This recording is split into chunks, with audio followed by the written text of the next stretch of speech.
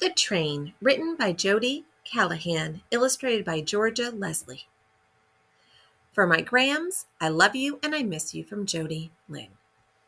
Jodie Callaghan's story, The Train, was the winner of the Mi'kmaq Writers Award in 2010, an annual contest run by the Mi'kmaq Maui Secretariat to recognize talented Mi'kmaq writers. And any mispronunciation is mine. Those were new words for me. The Train, written by Jodie Callaghan, illustrated by Georgia Leslie.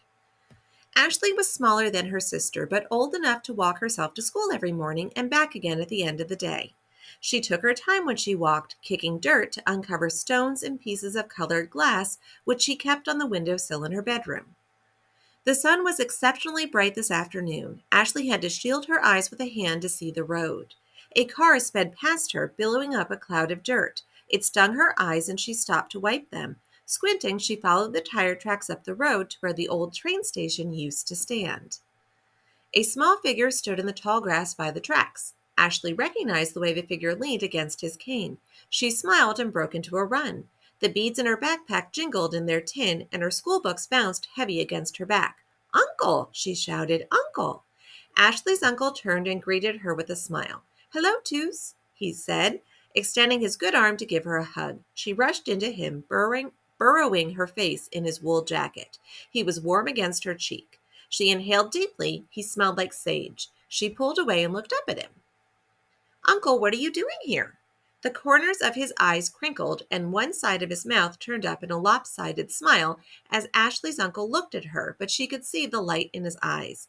He focused his gaze down the train tracks. The planks of wood between the metal rails were rotting and broken from years and years of weather damage. It was easy to see the community no longer thought of this place. "I am waiting for the train," he let out in a small voice. Ashley looked down the track, too. It was worn and overgrown with weeds, no longer fit for a train. She giggled. "Uncle, the train doesn't come here anymore." "I know, Toos." He shifted his weight onto his cane. His smile drooped slowly. "I know."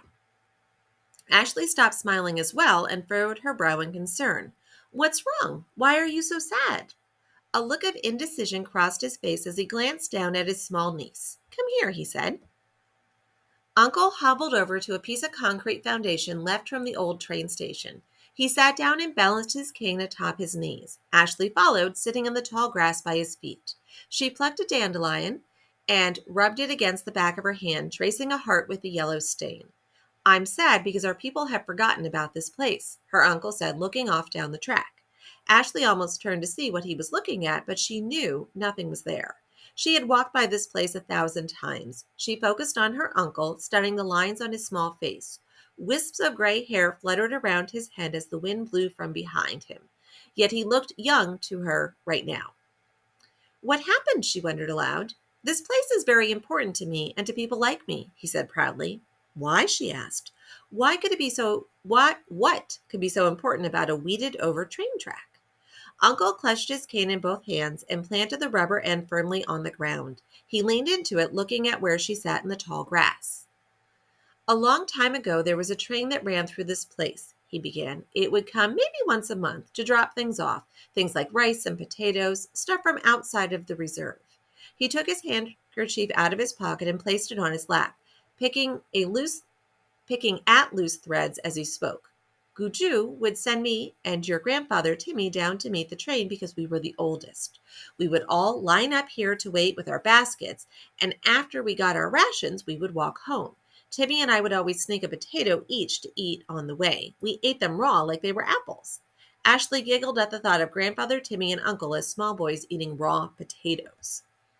Her uncle continued. "One day, Gaju sent the 4 oldest kids out with baskets. It was early fall, but she made us take our winter coats. She was crying, and we didn't know why. Gaju didn't cry often, but when she got started, she couldn't stop. She gave us each a kiss and sent us to the train station." He looked down at the foundation he was sitting on.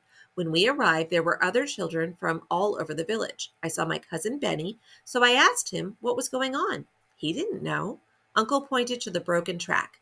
"The train was already here. A few men were standing by the open cargo doors. They pointed at us and said, 'Okay, you first,' and then they put us on the train."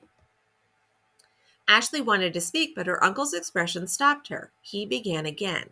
My brother and sister were a bit younger than me, so they got put on a different train. Timmy and I were bigger, and they moved us to the front.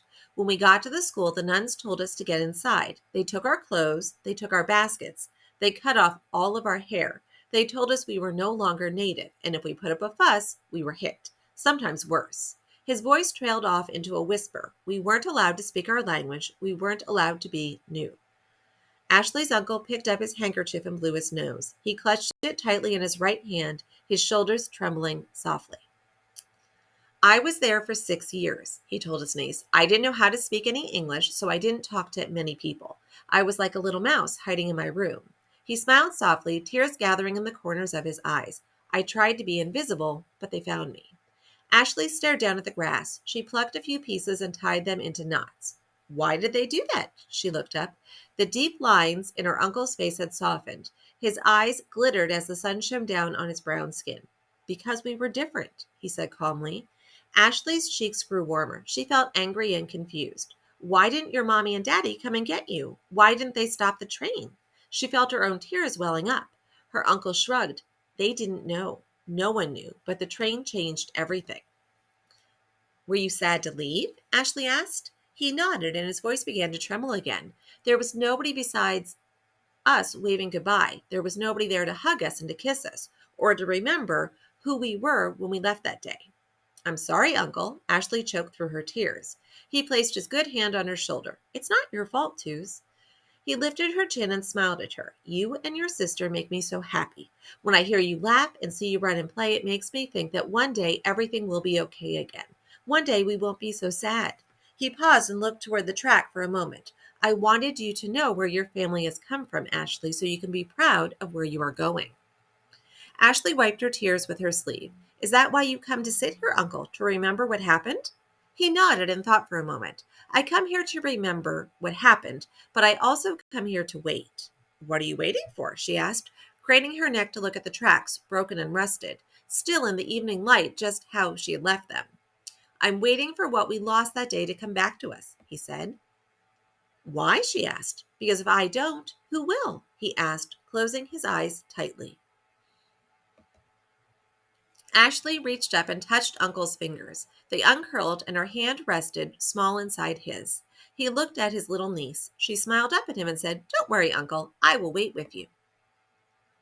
Here's a glossary of the words. So Tooz was short for NTUS, which means my daughter. It's used for young girls as a term of endearment.